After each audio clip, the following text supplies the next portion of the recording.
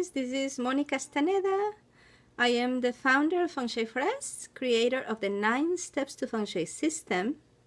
My mission in my business is to help people turn their current homes into their dream homes so that they can live their dream lives and realize their full potential. The result is a life you love in a home you are proud to show.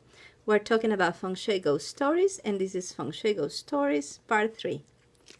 In this video, I'm going to share with you the story of a man who had passed on, but he had stayed on as a ghost because he was worried about his wife and her financial future. Now, before I started finding ghosts in Feng Shui consultations, I didn't believe that ghosts were real, And so people would ask me, after I had started finding ghosts, people would ask me, hey, do you believe in ghosts? And I would say, no, I don't believe in them, but I have found plenty.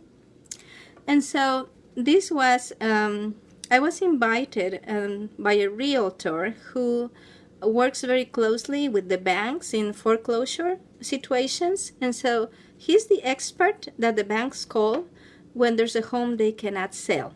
When a home has been deemed unsaleable, I guess, they call him. And so I had worked with him in previous occasions, homes that had been abandoned, homes where there was bankruptcy, and I have helped him do clearance of those homes so they could sell faster, and they did sell pretty quickly. They got contracts right away.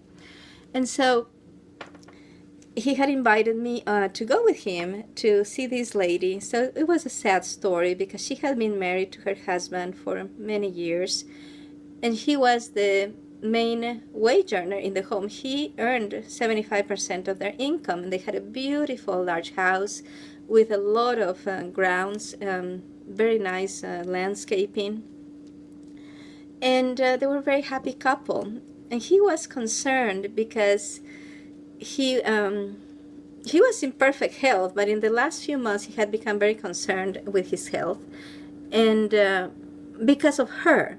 Because he was thinking, we built this house has a really big mortgage, and she would not be able to pay this mortgage by herself. And so one day he said, okay, I'm not going to wait any longer, and I'm just going to get some life insurance, because if something happens to me. And she was like, I don't think you should worry about that because you're so young, we're both young. I don't think that should be a main concern. But he said, no, this has to be done. And so he went and got life insurance on himself. But with such bad luck that he requested the life insurance, and he was granted the life insurance, and he died 1 week before the life insurance went into effect. So he died with no life insurance, and she was unable to cover the mortgage. With the kind of money she made, it was impossible for her to meet the expenses of the large house, not just the mortgage, but the electric bill and other expenses associated with a large house.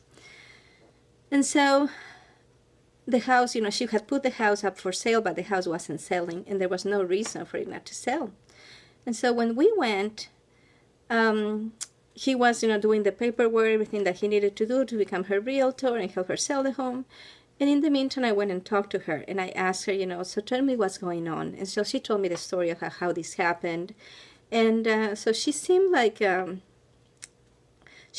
be hiding something, like there was something she wanted to say, but she didn't dare to say. So I just asked her, I have this sense that you want to share something with me, but that you are not sure, that maybe you think I would take it the wrong way. And I want to tell you that, in a consultation, there's nothing that you would tell me that would scare me. And she said that she felt that the spirit of her husband was still in the house because he was worried about her. And he thought that she was not going to be able to do well by herself without him. And so I said, okay, I believe you. I think that you may be right. And so we did a little ceremony where I just told her, I asked her, where do you feel he hangs out in the house? And she said, I think he likes to sit on his lazy boy recliner. And so we're going to do this. We're going to pretend as if he was still alive, if he was still here. You're going to walk by that recliner, and you're going to say, follow me. and then you're going to take him to his bedroom. Now, they slept in separate bedrooms because he snored really bad. And so sometimes it made it really hard for her to sleep, so he had a separate bedroom.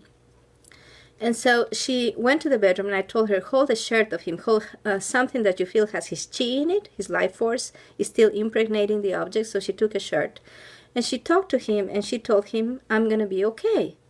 They're going to help me sell the house. The bank is working with me. They're not going to foreclose on me.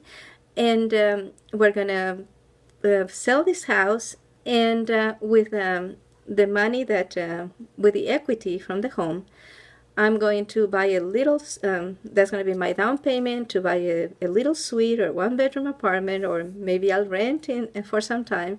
But I have done my accounting, and I know that I can cover my expenses, and I know that I'm going to be okay, and I want you to move on. I don't want you to stay here with me because you're worried about me, you know. So she said all these things to him in her mind. And so when the realtor was ready with all the paperwork, we said, okay, you know, and as we were saying goodbye, she gave me a very strong hug, and she said, before you came here, I felt broken, but now that I have worked with you, I don't feel completely healed. I know it's going to take a long time, but I feel like I have taken the first step to healing. And here's the thing. She looked 15 years younger and 10 pounds lighter when we said goodbye compared to when we said hello. When we said hello, I had estimated her age to be about 55 years old and her height to be about 5'4". And she looked heavy because she was in such a bad posture. She was slouching and her belly was protruding. And when we left, I realized she was closer to 5'6", and she was actually just around 40 years old. And so she looked taller, she looked younger, and she looked thinner. And that's how much this presence was draining on her, because she was so worried. She was so worried about him being worried about her. And so this is the beauty of Feng Shui. Now, since I did this consultation, I have better tools. Before, you know, I used to do a Tibetan clearing of the home. You know, it was very complex. You had to learn all the rules and things. And I don't do that anymore because I partnered with a healer who lives in Florida. His name is Bill Austin, and he's a very dear friend of mine. So we partnered together to do a healing and clearing modality called Angelic Feng Shui training. So you can actually get attuned to become a practitioner of Angelic Feng Shui training. So it's an attunement just like what you get in Reiki, right? It's an attunement like downloading a spiritual app. But you can also just get the recordings and to clear your spaces by playing these clearing recordings. And he has also done 3 fabulous recorded sessions. One of them is to clear your home, your belongings, your car. And another one is to help you clear from the negative effects of EMF, super necessary now that all over the United States they're switching to the smart meters. And there's another one to help you clear your meridians using Angelic Feng Shui training. So under this video, there's going to be links for you to explore or all of our Angelic Feng Shui resources, and so that that you can make sure that your home is clear of anything that shouldn't be there.